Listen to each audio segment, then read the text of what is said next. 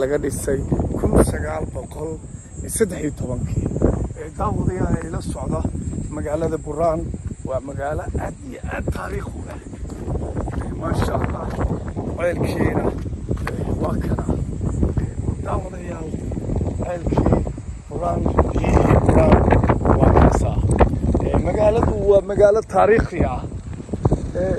aad iyo aad bayna u qurux badan tahay waanu degaynaa waynu inuu soo eegaynaa ma sha Allah ceelkii Buraan daawadayaal magaaladii Buraan waa taasa dib aynu u noqono daawadayaal magaalada tan waa magaalo taariikhiyan ah timirtii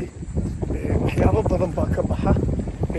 bal waxaan isku dayaynaa inaynu biyaha u dhaadhacno hoose marka magaalada tan lagama sheekayn karo taariikhda ay ku leedahay sayidkii baa deganaa baa lagu leeyahay biyuu ka cabi jiray meeshaas ceelkaas Buraan waana shiino culey magaalada uu ku dhashay si khaasaan isagana u salaamaynaa shiino culey shiinay maanta waxaan taaganahay magaaladii aad ku dhalatay si khaasa ayaana u soo saaraynaa marka daawadayaal waan dhaadhacayaa ila socda waan dhaadhacayaa marka aan dhaadhacana taariikhdii Buraan ayaan ka warramaynaa marka waxaan leeyahay bal systemkii aan ku geli lahaa iyo meeshii aan ka dhex bixi lahaa ayaan eegaynaa halka kan lagama geli karo halkaan lagama geli karo dhinacan kale laga gelayaa socono haddii ilaahay idmo timirtii waa taa timirtii ما شاء الله ووحن لسوكو بكرين بيها هي تمر ترى هاي ما كبحة وحبضن أيا كبحة مقالدو آد هي آد أي وقرح بضن تاعي قرح ذي ذنا لقى مور رميكرو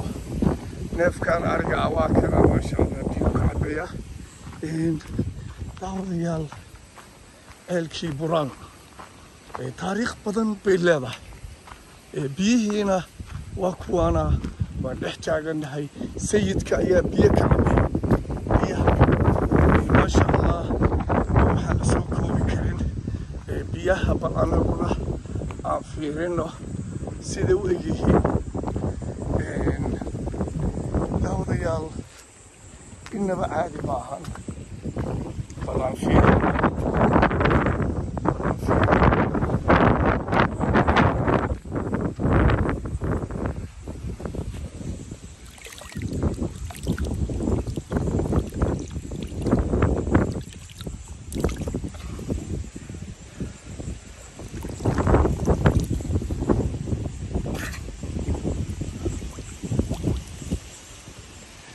daawadayaal waan dhex taaganahay ma sha Allah qurux baa ka muuqata quruxdaasna wax la soo koobi karo ma aha ma sha Allah waxaan joognaa Buraan marka meelo badan ayaan inii soo ururinayaa oo taariikh leh marka daawadayaal magaalada tan Buraan baa lahaa taariikh badan bay leedahay 1913 ayaa magaalada tan la dhisay marka ila socda khayr badan baa idin rajaynayaa waa qaybta koowaad wa salaamu calaykum waraxmatullahi